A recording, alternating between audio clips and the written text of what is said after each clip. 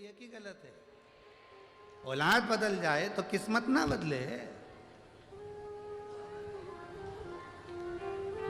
बस कर्म पक्का रखना, विश्वास दृढ़ रखना। जिसका भरोसा पक्का होता है वो कभी हारता नहीं है। दुनिया का इस मृत्यु लोक का सबसे अच्छा पौधा कौन सा है? सबसे अच्छा वृक्ष कौन सा है?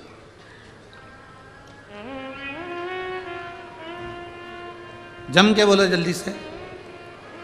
इस मृत्यु लोक का, संसार सागर का सबसे अच्छा पौधा, सबसे अच्छा वृक्ष कौन सा है?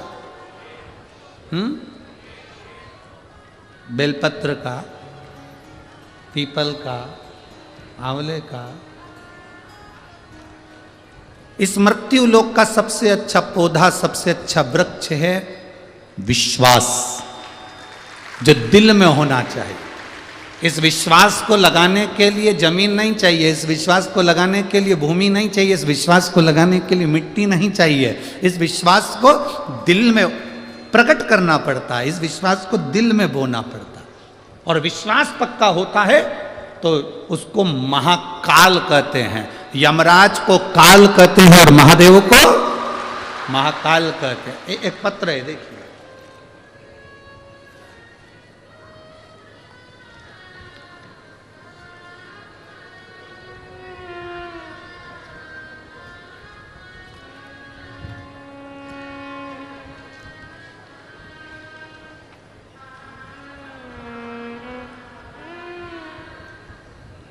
सो गया भाई अर्जुन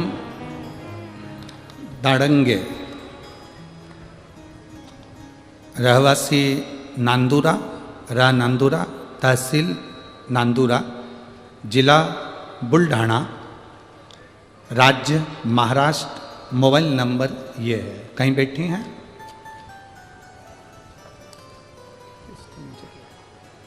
कहीं बैठी हो तो हाथ हिलाएंगे। सो गया भाई, आप लोग एलईडी पर भी इस पत्र को पढ़ सकते हैं। हम जितने पत्र पढ़ते हैं आप लोग टीवी पे पढ़ सकते हैं।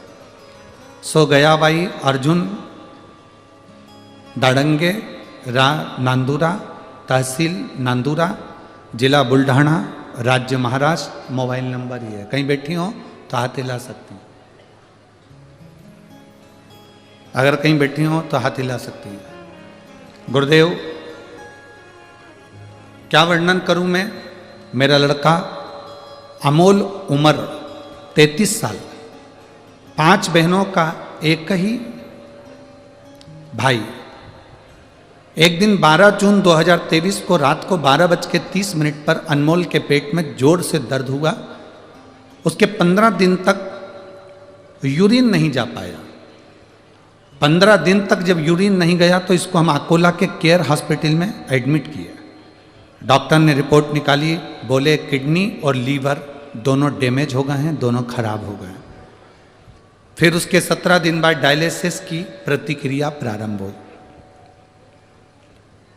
65 दिन, 3 महीने से ज्यादा उसको वेंटिलेटर पर रखा। कितने महीने? जम के बोलो जरा।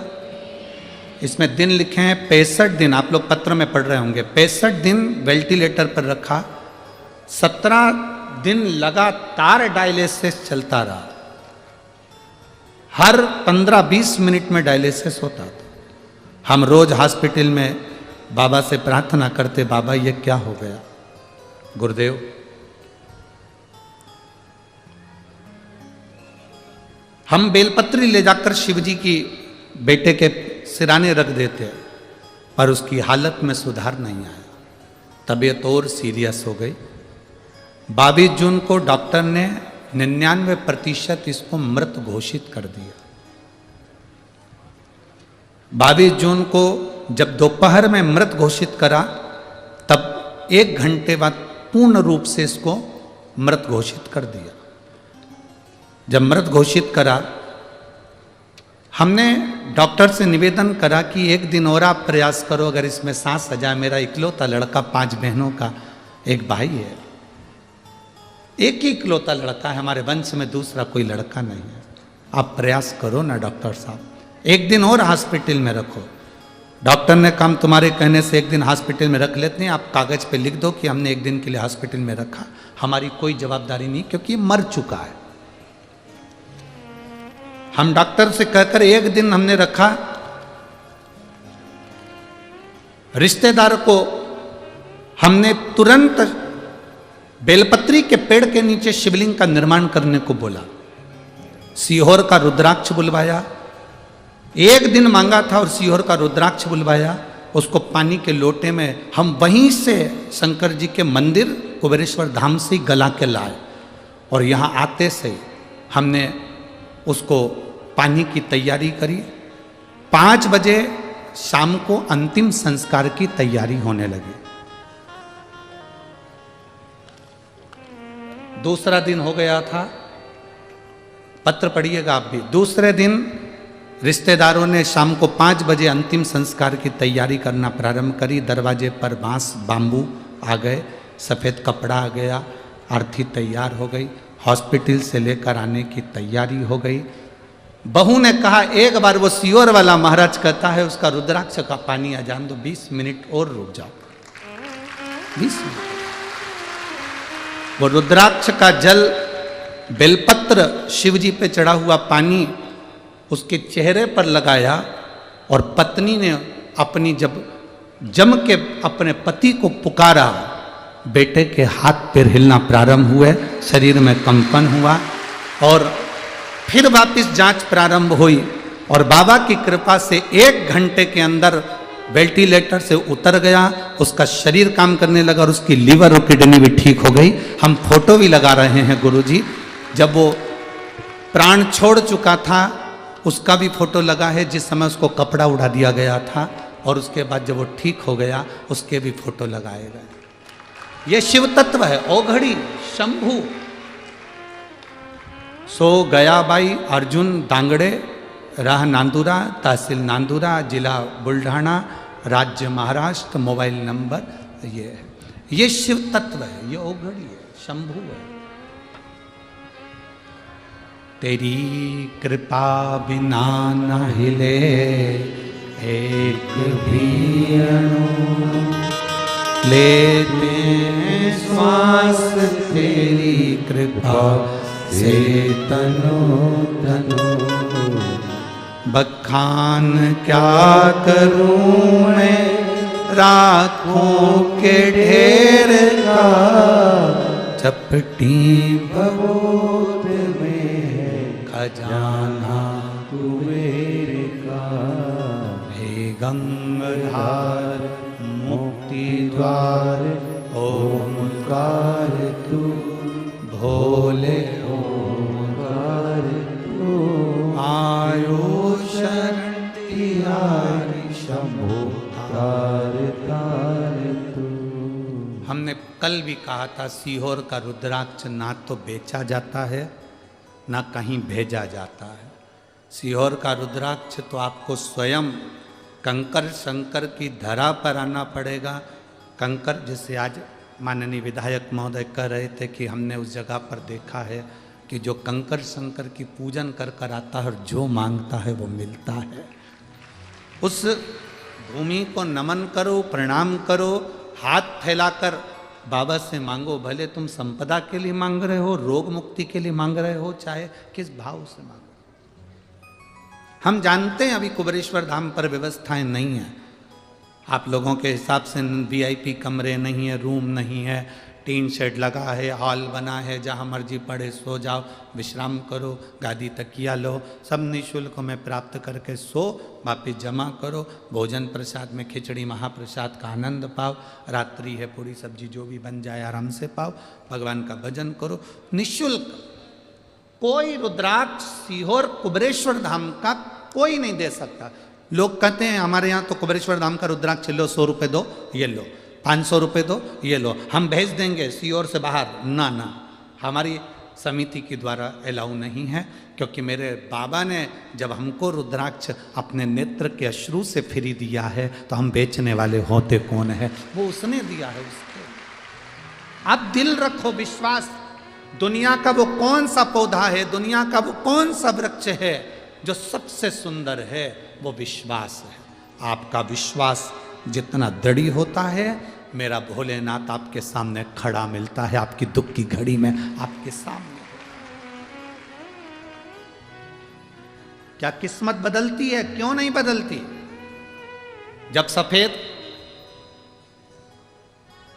कपड़ा उड़ा दिया जाए, सफेद कपड़ा जब उड़ा दिया जाए और पूर्ण तरह से व्यक्ति चला ही गया हो और उसके बाद भी शाम को 5 बजे अंतिम संस्कार हो रहा हो और पूरे मैसेज डल गए हों, लोग आ गए हों, और उसके बाद भी अगर वो प्राण दे सकता है तो काल पर भी भारी महाकाल होता है। काल पर भी भारी महाकाल होता है।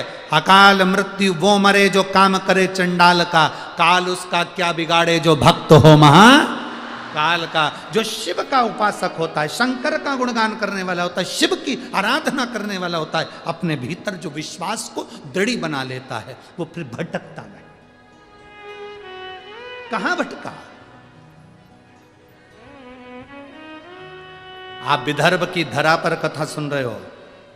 ये विदर्भ की भूमि के, विदर्भ के राजा विदर्भ राज, इनका एक नियम बड़ा पक्का था। जैसे इनकी बहन का नियम था शंकर का शिवलिंग का पूजन करना, ऐसे विदर्भ राज का नियम था शंकर भगवान का दर्शन करने प्रत्येक शिवरात्रि पर काशी जाना। प्रत्येक शिवरात्रि, हर महीने की शिवरात्रि, हाँ, प्रत्येक मासिक शिवरात्रि को विदर्भ राज काशी के लिए निकल जाते थे। अपनी टोली तैयार करी, संत साधु गुरुजन तपस्वी जन सबको साथ लिया, भगवान का गुणगान करते हुए नमः शिवाय, ओम नमः शिवाय जपते जपते जपते जपते चल दिए, चले।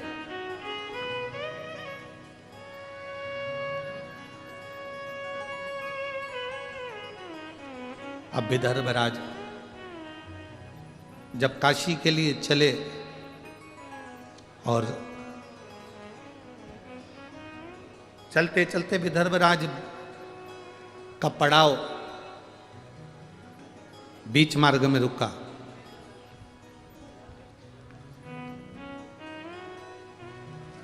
आज विदर्भ राज को नहीं मालूम था कि मेरा पड़ाव जहां पर रुका है ये कौंडल्य मुनि का आश्रम है।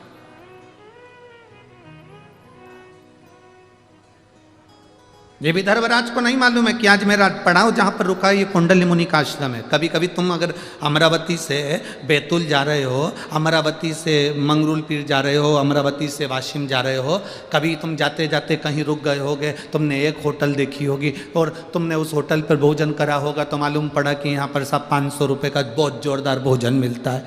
पर तुमने अभी तक ऐसी होटल नहीं देखी होगी कि बीच में कोई ऐसी होटल मिली हो जहाँ 100 रुपये में भी बहुत अच्छा भोजन मिलता है। कभी अचानक वहाँ पहुँच जाते हैं और 100 रुपए में भी भोजन मिल जाता है तो बड़े खुश होते हैं। अपन तो हमेशा 500 का खाते थे, 100 का मिल गया, कितनी अच्छी बात, कितना जोरदार भोजन। बताओ, अपने तो ये होटल दिखी नहीं थी, कितनी खुशी हो जाती है, कितना आनंद हो जाता है। अब विदर्भ राज जाते जाते कौंडल्य मुनि के आश्रम में पहुंच गए। उनको नहीं मालूम कि यहाँ कौंडल्य मुनि का आश्रम,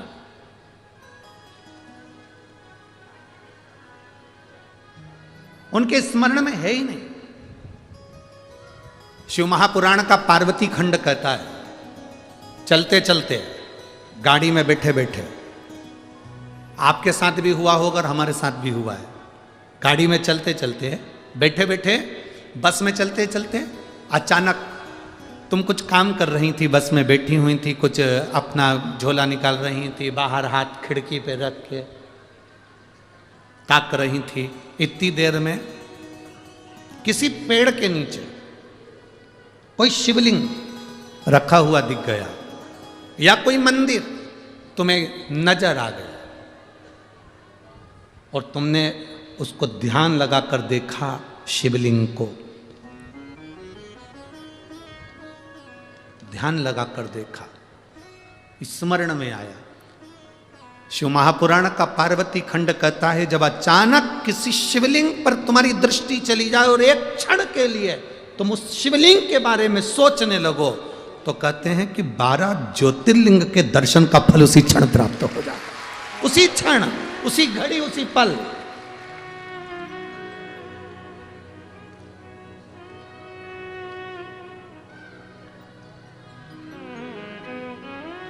शिव का दर्शन, शिव महापुराण की कथा, शंकर भगवान का भक्त का दर्शन,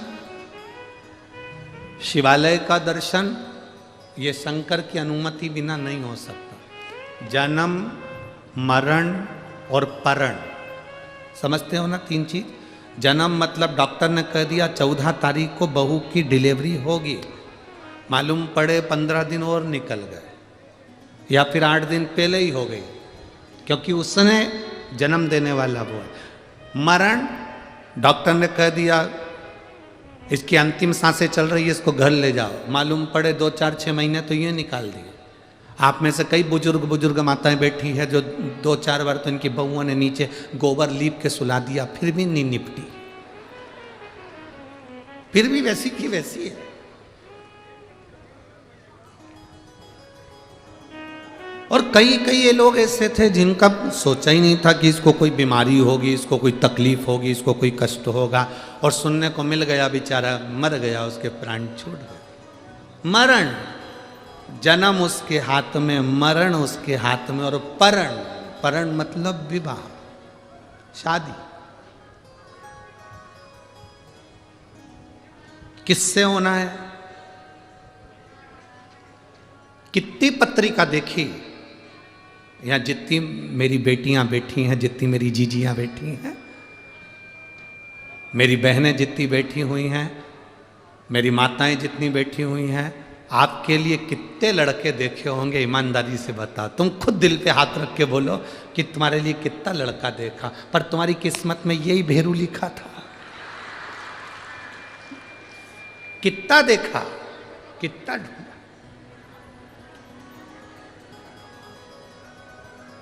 बोलो री जी हो, उधर वाली सही है कि गलत है? सही है ना? कितने ढूंढे, किसी से पत्रिका नहीं मिली, किसी से नाम नहीं मिला, किसी का संबंध पसंद नहीं आया, किसी की नाक टेढ़ी थी, किसी की आंख बेंगी थी, कोई अटका था, नाम पूछो तो अटक जाता था, पूछा नाम क्या तो के फूल चल, 2 घंटे में फू निकला, आधे घंटे में चंद निकला।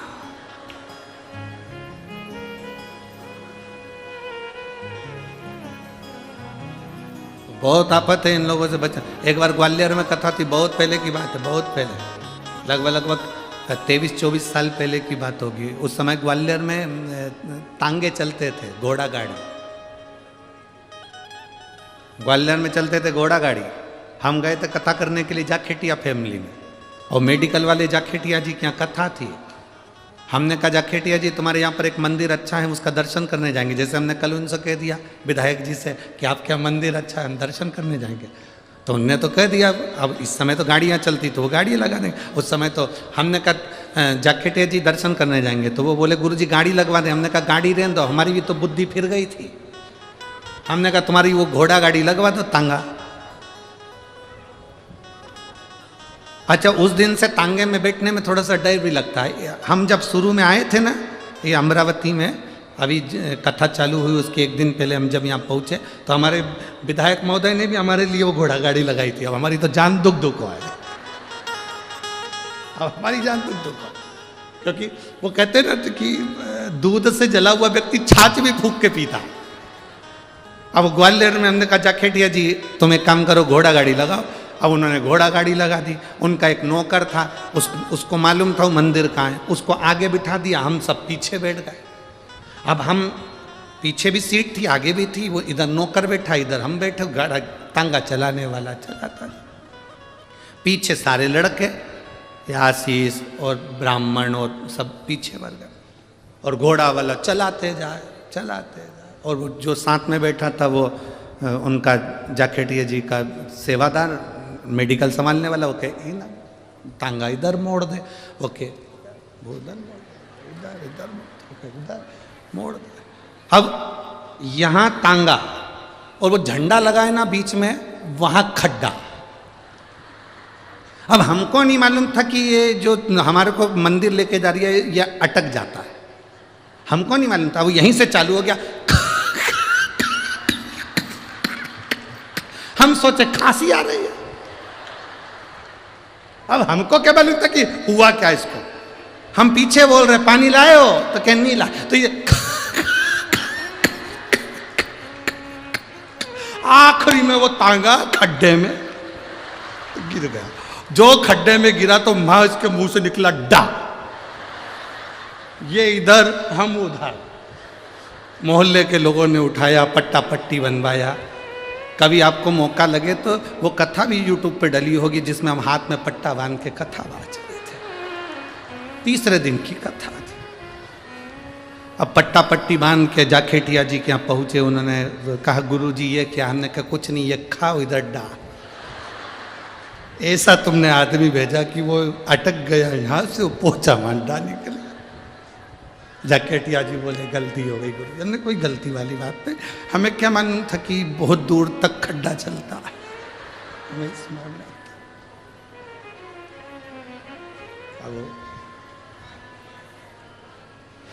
अभी हमारे विधायक जी ने हमको वो घोड़ा गाड़ी पे बिठाया। हमने सबसे पहले जोशी जी से पूछा, बलगांव वाले से, आगे जो गाड़ी चला रहा है उसका पूरा नाम पूछ के आओ। और जोशी जी ने उससे उसका नाम पूछा, फिर हमको आके बताया उसका नाम यह है। हमने कहा पूरा बोल रहा है? पूरा बोल रहा है। हमने चला, अब बड़ा उसको। अरे भाई शिव शिव है। जब चलती हुई गाड़ी में कहीं शिवालय का दर्शन हो जाए तो समझना कि तुम्हारी किस्मत बड़ी प्रबल है, आज तुम्हें बाबा भोलेनाथ का दर्शन हो गया।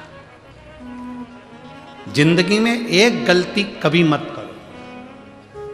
जो शंकर को मानने वाले हैं, शिव महापुराण की कथा सुनने वाले हैं, शंकर के मंदिर में एक लोटा जल चढ़ाने वाले हैं, वो जिंदगी में एक गलती कभी मत करना। अपने 33 कोटि देवताओं को प्रणाम करो, नमन करो, पर जिंदगी में किसी दूसरे की धर्म की कोई स्थान हो, वहां अपना माथा कभी मत झुकाओ। अपना सिर को सिर बना कर रखो, नरियल मत बनाओ कि हर कहीं फोड़ दिया।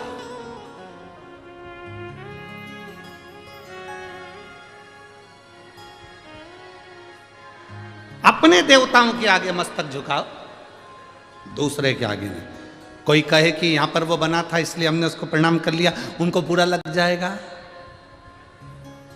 अपनी सास को छोड़कर पड़ोसन को कितनी भी चाय पिला लो, पड़ोसन अपनी प्रॉपर्टी दे देगी। अरे बोलो तो जम के। अपनी सास को तुम भले प्रणाम मत करो, पड़ोसन को कितना भी कर लो, वो सोने की अंगूठी दे देगी। विदर्भ की पड़ोसन देती होगी, हमारे यहाँ की नहीं देती। हमारे सियोर की तो कभी नहीं देगी, भूतों में भविष्य है।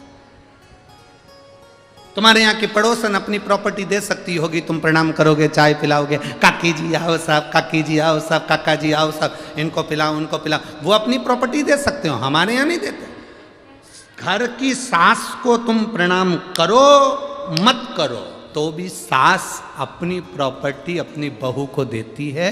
इसलिए निवेदन है, किसी दूसरे धर्म को तुम कितना भी नमन कर लो, वो तुम्हें कुछ नहीं दे सकते, देगा तो हमारा सनातन धर्म ही देगा।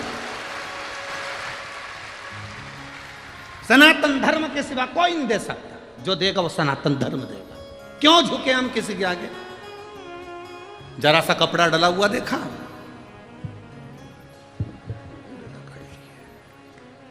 फिर कहीं पे कपड़ा डला हुआ देखा। भगवान ने भी सोचा, लगा ले पड़ोसन को कितनी भी धोख लगा, अब आना मेरे पास लोटा भर के जल चला ले, अब आ तू लगा।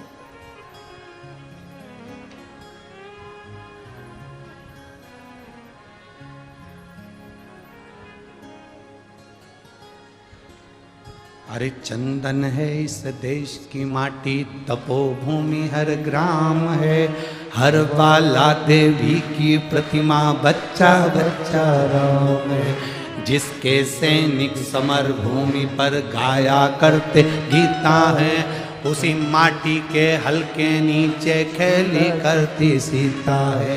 चंदन है इस देश की माटी, तपोभूमि हर ग्राम है। हर बाला देवी की प्रतिमा बच्चा बच्चा राम। यहाँ का एक एक बच्चा राम है। अपने धर्म को छोड़कर दूसरा धर्म नहीं। कोई कितना ही कहे, हमें नहीं जाना।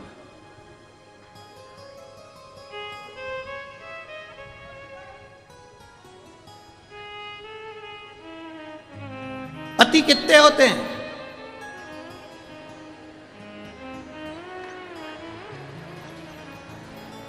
अरे बोलो तो तुम बोलो जरा जम के। पति एक है तो परमात्मा भी एक है। देवाधिदेव महादेव मेरा राम, मेरा कृष्ण, मेरा शिव एक है। कहां भटकना हमको, कहां जाए, किस जगह पर?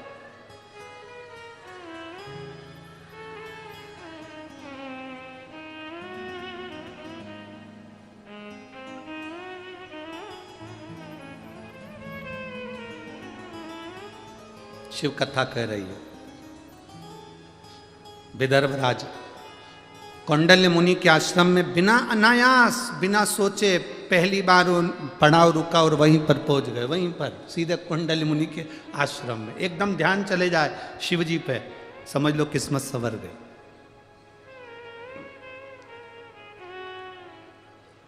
अचानक तुम्हारे घर के लोग कह दे कहाँ जा रही हो? तुमने पूछा क्यों, कहाँ जा रहे हो? अरे अमरावती में कथा चल रही है। अच्छा, सुबह गाड़ी जाएगी, 4 बजे हम निकलेंगे, तू चल रही? अरे जरूर चलो। जल्दी से जाके 2-4 रोटी बनाई, पराठा मराठा सेक के कपड़े में बांध के गाड़ी में बैठ गए।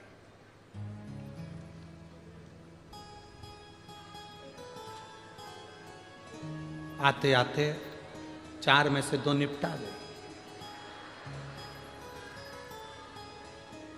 आगे वाली पूछ रही थी क्या हो गया?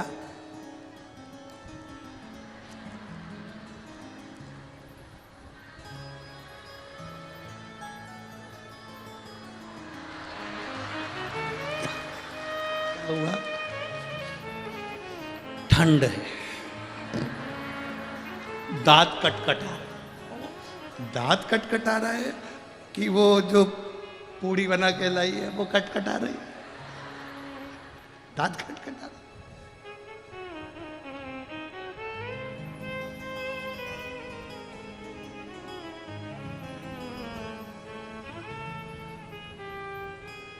अब मन करा पहुंच गई, क्योंकि दिल में वो शिव था।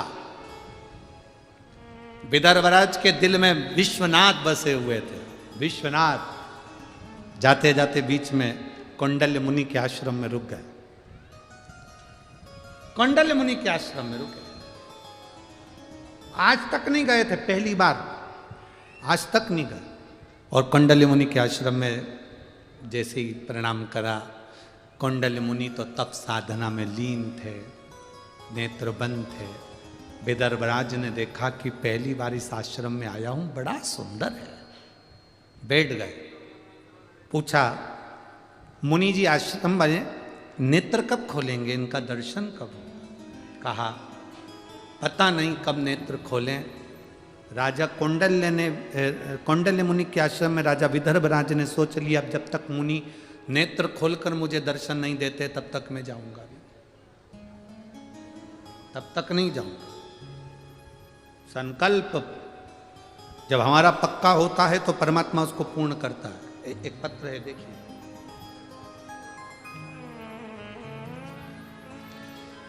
पहले देख लो, पूरी रिपोर्ट लगाई है, पूरी फाइल लगाई है। आप लोग टीवी के माध्यम से एक्सरे भी लगाया गया है और साथ में पूरी मेडिकल की रिपोर्टें लगाई गई हैं। आप सारी रिपोर्ट एलईडी के माध्यम से और टीवी के माध्यम से सारी रिपोर्टें आप देख सकते हैं। सारी रिपोर्टें मेडिकल की लगाई गई अब पत्र है